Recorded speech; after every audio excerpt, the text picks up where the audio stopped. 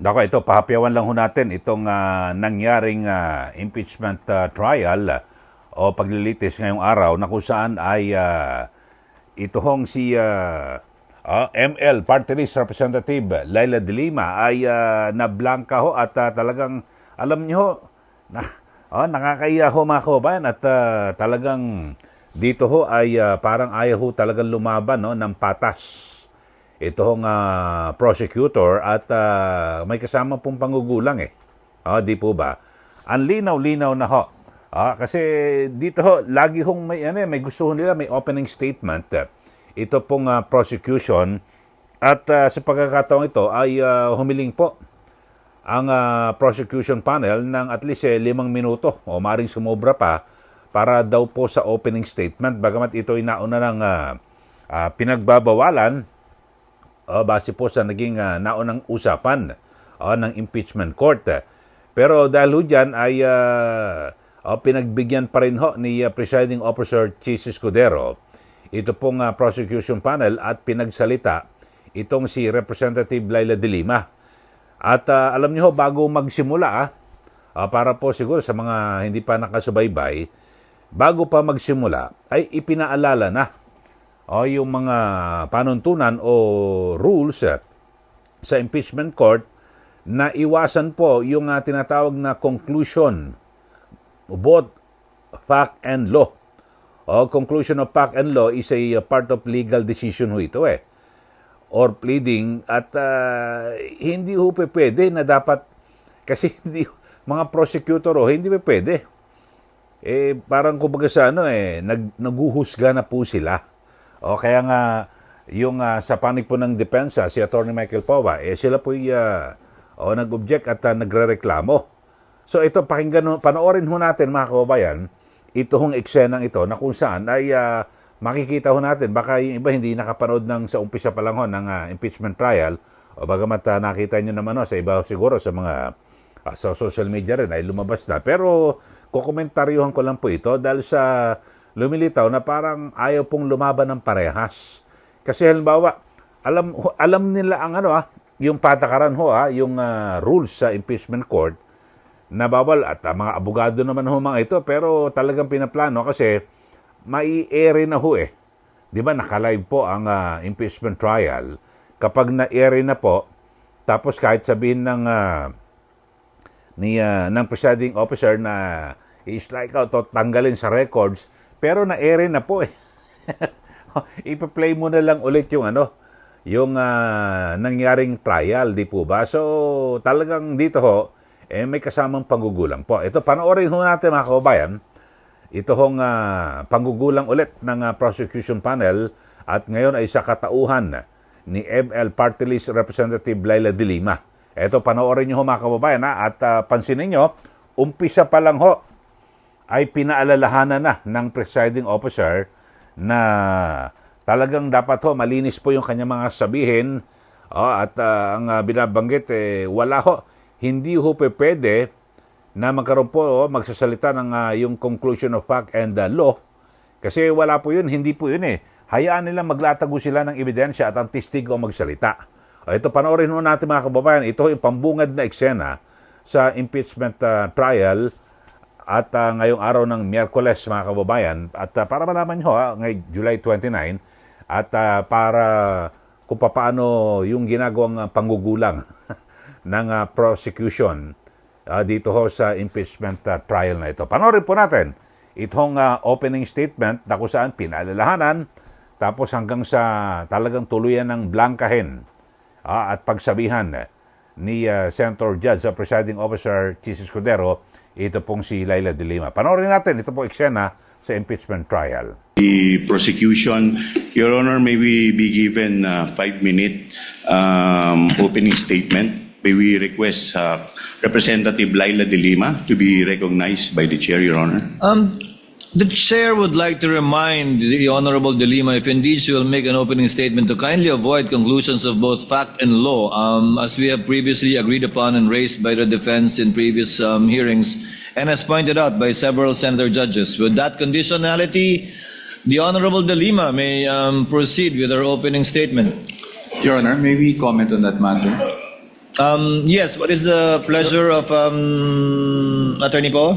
Your Honor, I'd like to apologize for having to comment on this matter, but as far as I recall, the presiding officer already made a ruling before against opening statements, Your Honors. Again, I will be very conscious, Honorable De Lima, with respect to statements of fact and law that are not coming out from the mouth of any witnesses you will be presenting. So kindly be precise and short with respect to your opening statements. You may proceed, ma'am, subject to those reminders. Thank you, Mr. Presiding Officer. This is about 5 minutes or a little more than 5 minutes. Mr. Senate President, Mr. Presiding Officer, Honorable Senator Judges, mga kababayan, magandang umaga po. Sa ating pagbabudget para sa pamilya, dahil hindi naman unli ang pera, masinop ang ating paggasta sa talagang kailangan at kapakipakinabang natin nilalaan. Ganyan din dapat sa pondo ng bayan. Sa yugtong ito ng paglilitis, pag-uusapan natin ang confidential funds. Ito ang budget para sa mga sensitibo at surveillance-related activities upang suportahan ang mandato ng mga civilian agencies. That a budget is intended for confidential operations does not mean that the conduct of the officials involved in the handling of people's money is exempted from the demands of transparency, scrutiny, and accountability. Public office is a public trust. Yan ang sabi ng konstitusyon. Sakop nito ang lahat na nasa gobyerno. At ang utos na yan ay hindi pwedeng balewalain dahil confidential lang o confidential ang pondo. Ang confidentiality ay para protektahan ang lehitimong operasyon at informant. Hindi ito pahintulot para mag-imbento ng pangalan at dokumento. Hindi ito palusot para ibulsa ang pera. Kung confidential ang pondo, lalo pa ngang mataas ang pananagutang kaakibat nito. The Constitution entrusts this court with the solemn duty to determine whether the respondent Vice President committed culpable violation of the Constitution, graft and corruption, and betrayal of public trust. The evidence will show that she did. This case, Article 1, is about 612.5 million in confidential funds entrusted to VP Sara Duterte through the Office of the President and the Department of Education. This is not about one missing receipt. This is not about a clerical error or accounting mistake.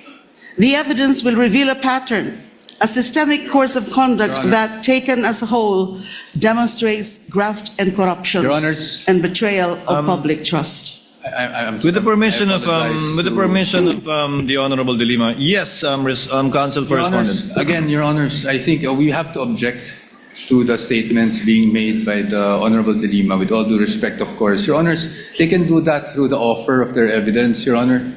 Chair will instruct the this is Honorable De Lima to another- kindly limit her statements. I was listening intently in the beginning. It was okay, Honorable De Lima, but later on, you did make conclusions of law already, which the chair orders to be stricken from the record. You may wind up, Honorable De Lima, but kindly avoid conclusions of fact and law. Your Honors, please, if I may just be given just Yes, 60 seconds.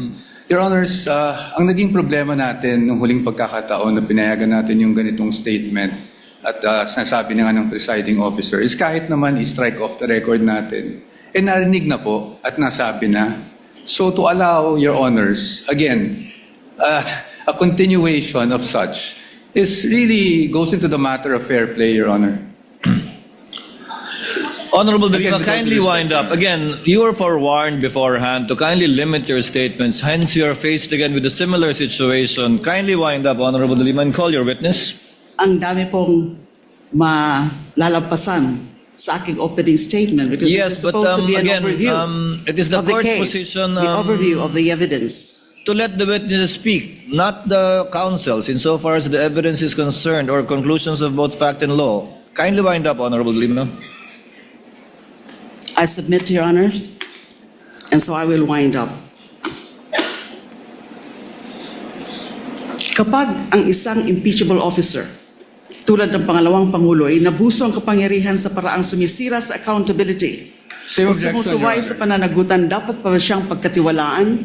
Dapat pa ba siyang manatili sa pwesto? When the Filipino people entrusted their money to Vice President Sara Duterte, was that trust honored? That question will not be answered by politics, by general denials, by press releases. It will be answered by the witnesses, by the documents, by audit, and by the evidence, and the prosecution is ready to present it. Sa kabuuan ng ebidensya, makitang hindi lang mga simpleng irregularidad ang nangyari. Objection, Your Honor. Malinaw Again, ito. objection, Your Honor. Honorable Ang De Lima, I would have to sistematikong stop paraan. you. This is out of I would line. have to stop you at this point. The continuing objection of the respondent is duly noted. I would have to stop you at this point. And I have to my stop due now. apologies, but kindly call your witness already. Thank you, Your Honors. I submit. Thank you very much. Kindly call your witness, Representative Chua.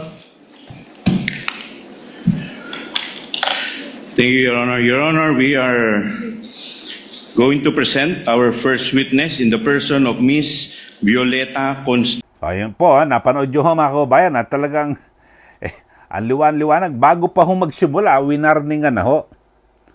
Tapos, nung nagsalita talagang planado ho at nagsimula. Tapos sa umpisa, okay naman. Nung nasa medyo tumatagal na ho, yun, nag-object na ho ang yung depensa. At maging ito pong yung presiding officer, talagang sang-ayon na mali po at talagang hindi po sumusunod, di po ba, sa rules ito hong prosecution. So, kayo humusga ho mga kababayan. Pag ganyan ho, talagang may kasamang pangugulang kasi bagamat tatanggalin ho sa records pero nai-air na po. Lalo na po sa social media, sa YouTube at Facebook kasi live po, di ba? Yung coverage ho dito sa impeachment trial. So, parang ganun po ang laro ng prosecution. Mga kababayan, ayaw po nilang lumaban ng parehas na maglatago sila ng ebidensya at testigo, di po ba? Dapat ganun ho Pero ang nangyari ho mga kababayan ay talagang, ewan ho ba natin, sana wag na humaulit ito. Dapat ho, pagbawalan na ho, yung mga opening statement na yan. Mga kababayan, dahil sa wala naman ho wala naman hong katuturan ho yung impeachment, yung opening statement diyan po sa impeachment trial. Di po ba? So dito ho ay kaya ang ginawa ho, sabi ho ng presiding officer, tama na yan, pinutol na. At ipresenta na nila yung kanilang testigo. At na kung saan ay dito po yung mga testigo, yung mga taga-bangko. Ako naman ho, sa aking pananaw ho rito, wala namang nag-akselang ho tayo ng oras dyan sa mga testigo na ito ng prosecution. Kasi kinumpirma yung cheque, alam nyo ho, yung cheque, yung pera, talagang lihitimo naman ho. At dumaan sa budgetary process, yung sa tamang proseso, yung pera talagang sa gobyerno, lahat naman ho mga kababayan, yung parang gusto pang gawa ng kulay na bakit nakapag-withdraw, lihitimo ho yung pangalan ho at siyempre taga DepEd, alam nga naman hindi pagbigyan ng land bank. Tapos ay nilalagyan pa ng kulay din ho mga kababayan, bakit daw sa likod ho dumaan ng land bank o ng bangko ito ho kumuha ng pera. Siyempre sa likod, mas safe po roon nasa compound na ho yun ng DepEd. Ang gusto ho pa ho ay parang gusto ho pang umarkila ng armored car. Sa harap, sa likod may daanan na. Gagastos pa, no? Talagang gusto lang hong palabasin, no? Binibigyan po ng mali siya. Alam niyo ho, dito ho, ang issue ho rito, kasi dito ho, parang na-accel lang oras yung manager ng bangko. Wala naman hong katuturan yung mga sinabi. Kinumpirma lang ho na eto yung cheque, may nag-withdraw, etc., etc. Pero kasi ang issue rito, yung pera na withdraw, kung nagamit ba ng tama? Yung po ang issue rito. Kung ano ng mga pasikot-sikot na unusual, kakaiba. Pero hindi naman daw ho suspicious o talagang kumbaga sa kahina-hinala na illegal. So wala naman ho talaga. Naman ang sasabihin ng mga taga-bangko kasi basta't lehitimo. Sa iba nakapangalan yung cheque, sige. O ano yung ID mo? O ipipresenta. Tapos bago ka mag-withdraw, tumawag na sila, pinareserve na yung cash. O okay na ho yun mga kababayan. So wala ho napatunayan dito ng prosecution dito. Pero meron ho silang napatunayan, isa ho yung sa pambungad. Yung kanilang statement na kung saan gusto ho nila manggulang. Dito ho.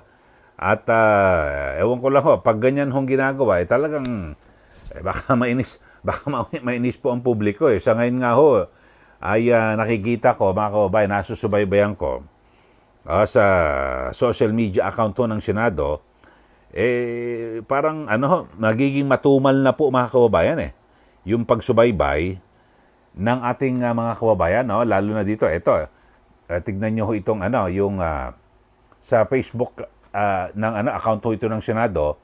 Nung nakalive ho, alas 12 na pasado ho yan, chinek ko, in-screenshot ko, ay 5.3.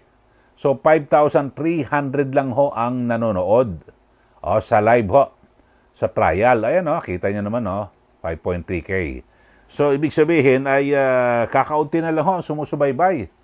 Maaring siguro, nasusuya na, naiinis, o maaring, kumbaga sa nauumay na ho dito sa mga nangyayari ito.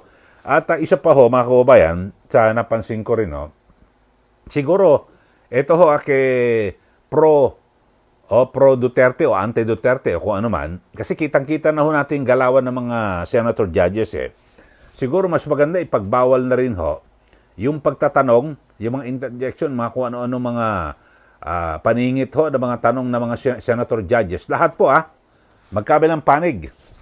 Kasi alam nyo naman ho, depende ho sa tanong, alam mo kung kanino kung kanino kumakampi. May nagtatanong na ganito, tapos alam mo namang kampi sa administrasyon o sa prosecution, tapos yung isa naman ay kampi sa depensa o kaya sa respondent, sa nasasakdal.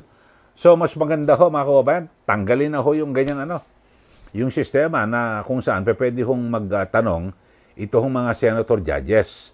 Ang pinakamainam ho na gawin, hayaan na po yung mga abogado ng depensa. Wala na ho yung sa prosecution team, wala na hong opening statement na yan. Tanggalin na ho yan at hayaan na natin yung mga abogado ng prosecution. Sige, maglatag kayo ng ebidensya. At ganyan din yung inyong testigo. Tapos sa depensa naman, cross-examine nila ako naman, tatanungin yung ebidensya o yung testigo ng prosecution. So sila na lang ho mag-debate, di po ba? Kasi ngayon ho, mga kababayan, talagang ang labanan ho, dahil sa napakataas nga ho ng pagtitiwala kay BP Sara Duterte ng publiko base po sa survey, ang ginagawa talagang sinisira ho. Alam mo naman yung rules at napag-usapan na, talagang pinalilitaw na ho na guilty na ho ang akusado, respondent. Parang hindi naman tama ho yun, mga kababayan, di po ba? Bakit naglitis pa tayo? Wag na ho tayo maglitis, magbotohan na kayo kagad. Yung mga senator judges, ako ho, mga kababayan, mas maganda. Sige, ilatag lahat ng ebidensya. Ito ang aming ebidensya at ito ang aming aligasyon. Yung sa depensa naman, hindi totoo yan. Tapos botohan na. Para matapos na po yung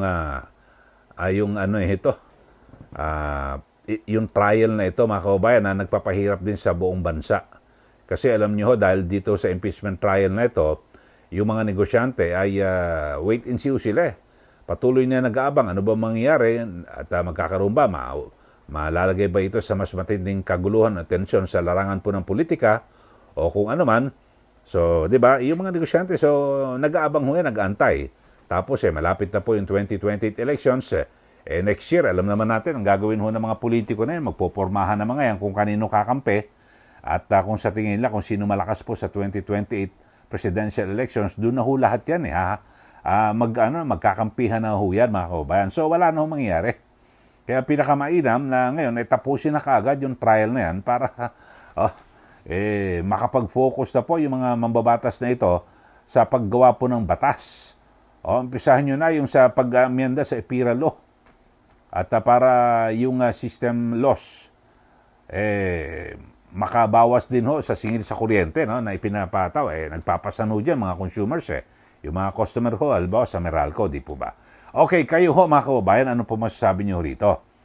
Sa tila panggugulang ho ng prosecution, may mga opening statement, tapos direktang titirahin na, babanata na, yung nasasakdal, tapos biglang aawatin, kailan nabanggit na ho mga kababayan? So parang dihado naman talaga, di po ba? Kayo ho, ano masasabi niyo rito sa tila panggugulang ng prosecution? At ngayon, sa pagkakataong ito, ay sa katauhan ni ML Party List Representative Laila de Lima, na kung saan bago pa magsimula, abogado ho ito, bago pa magsimula, pinaalalahanan na ng presiding officer. Talagang tinuloy pa rin ho. Kadiri ho mga kababayan, di ba?